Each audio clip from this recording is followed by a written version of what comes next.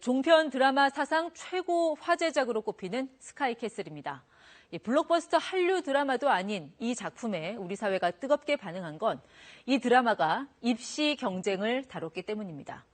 작품은 우리 사회 상류층이 자녀 입시를 위해 어떤 식으로 투자하는지를 그렸습니다.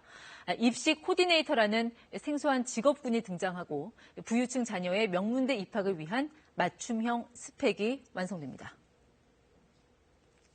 스카이 못 가면 뭐라고? 사람 되죠.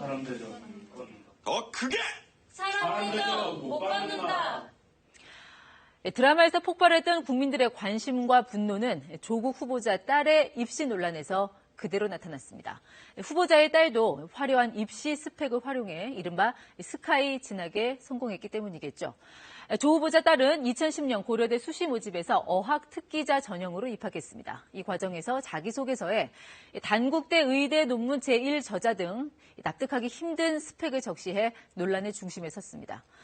조국 딸을 둘러싼 의혹은 관련 대학 학생들의 촛불 집회에 이어 검찰의 4개 대학과 한영외고 압수수색으로 이어졌고 급기야 대통령의 입시제도 개편 발언까지 불러왔습니다.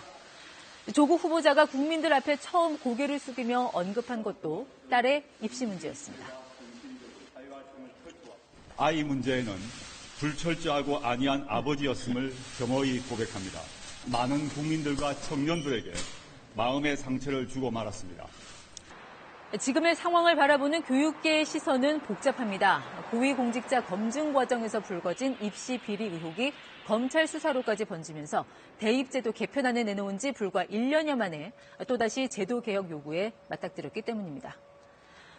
아마도 1982년에서 1993년 사이 학력고사를 치른 기성세대들이라면 조국 딸의 입학 과정을 보면서 다소 의아하셨을 겁니다. 예전 입시만 생각하면 어떻게 대학 수학능력 시험을 안 보고 대학에 들어갈 수 있을까 하는 생각 하셨을 수도 있습니다. 자, 우리나라에서는 그런 제도가 이미 시행되고 있습니다. 학생들이 한날 한시에 시험을 치르는 정시와는 별개로 시행 중인 수시, 보다 정확히는 학생부 종합 전형이라는 게 있습니다. 이걸 줄여서 학종이라고도 합니다. 단순한 성적 위주의 선발에서 벗어나 수험생의 잠재력과 인성까지 감안하자는 취지에서 2013년 도입됐습니다. 학생부와 다양한 교내외 활동을 종합적으로 반영합니다. 하지만 일선 고교들이 각종 교내 대회를 개최해 상장을 남발하기도 하고 또 전문 컨설턴트가 붙어 고1 때부터 스펙을 쌓아가는 식의 무분별한 학종 관리로 번져나갔고 이번 조국 후보자 딸 논란을 거치며 여론은 더 악화됐습니다. 서울대 학생들은 촛불 집회에서 누가 학종의 미래를 묻거든 고개를 들어 조국을 보게 하라라는 내용의 현수막을 걸기도 했습니다.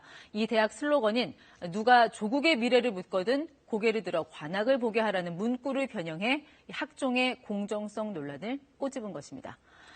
학종에 대한 공정성 시비가 제기된 건 어제 오늘 일은 아닙니다. 최순실 씨의 딸 이대 부정 입학이나 이른바 숙명여고 쌍둥이 사건 등이 터질 때마다 성적대로 대학에 입학하는 정시 옹호론이 고개를 들었고 이와 상반된 지점에 있는 학종 폐지론이 그 뒤를 잇곤 했습니다.